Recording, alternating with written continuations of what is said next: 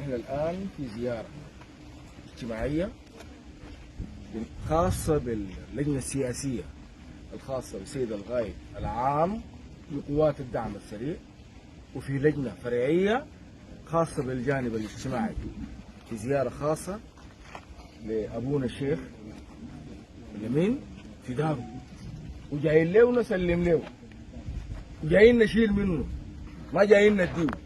احنا جايين نشيل منه ما جايين نديه، وجايين نقول له في النهاية كتر خيرك، انت الآن ماسك لنا عدد كبير جدا من الأسر السودانية اللي موجودة في دارك، اللي هي الدار بتاعت الصوفية الكبيرة اللي بتشيل كل الناس، بتشيل كل التنوع.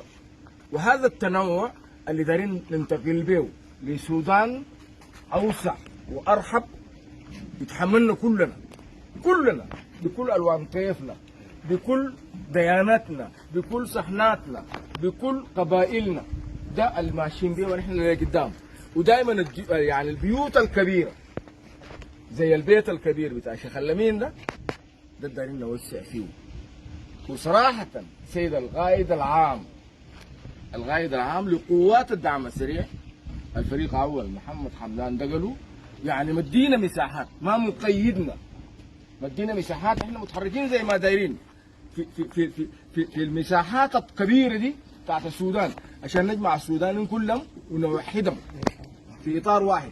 الدعم السريع يا جماعة مؤسسة كبيرة جدا متقبلة كل ألوان الطيف الموجود في السودان، كل ألوان الطيف، شماله وشرقه وجنوبه وغربه، كلنا موجودين، نوبة، دماغلة، قرابة، جعلين، شوايقة، هوسة، فلاتة، كلنا موجودين داخل هذه المؤسسة. نحن دايرين ندير تنوع جديد يحمينا، على الأقل يقوي، يعني في النهاية يعمل لنا كفرنج من الحروبات اللي بدت من 56 67 عام يا جماعة، نهاية 67 سنة حروب وقتل وتشريد لكل الناس، 67 عام. كل الأحزاب الموجودة ما استطاعت إنها تعمل كفرنج لهذا الشعب. الآن هذا القائد اللي بيقول عليه رعوي ما عارف ايه بنعاتوه، كلنا بينعاتونا كلنا. هسه احنا الموجودين ديل خوارج، متمردين، قزة، اجانب، كله قاعدين يقولوا فينا، لكن احنا دايرين نحول الدولة السودانية لدولة بتاعت مواطنة تشيلنا كلنا. دي الرؤية بتاعت القائد، دي الرؤية بتاعت القائد العام لقوات الدعم السريع الفريق أول محمد حمدان دقلو.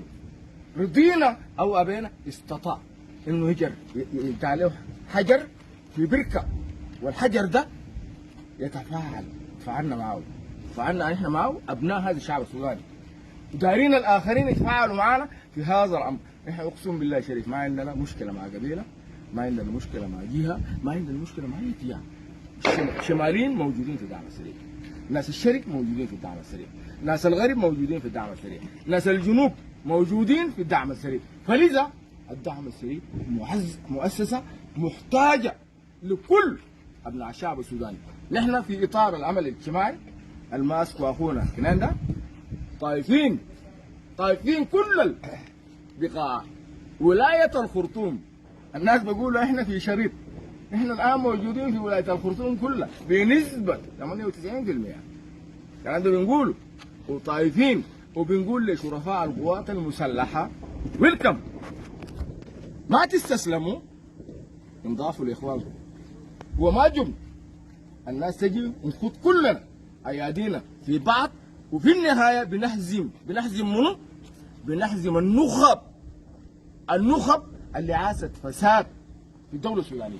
نحن ما دارين نهزم زول، ما دارين نهزم الجيش السوداني، ما دارين نهزم ضباط القوات المسلحه، نحن عاوزين نهزم نخب امتصت دماء الشعب السوداني. ده دارين نهزمه احنا كلنا. عشان كده احنا موجودين بأقباضنا، بالجنوبيين بتاعيننا، بالمسيحيين بتاعيننا، بكله.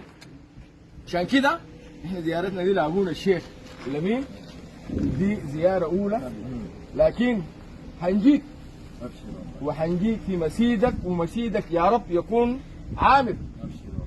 عامر باستمرار بدعواتك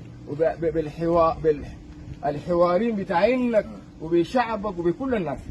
انا بكتفي بهذا القدر البسيط، وان شاء الله نلتقي. الله اكبر، الله اكبر. السلام عليكم. السلام عليكم.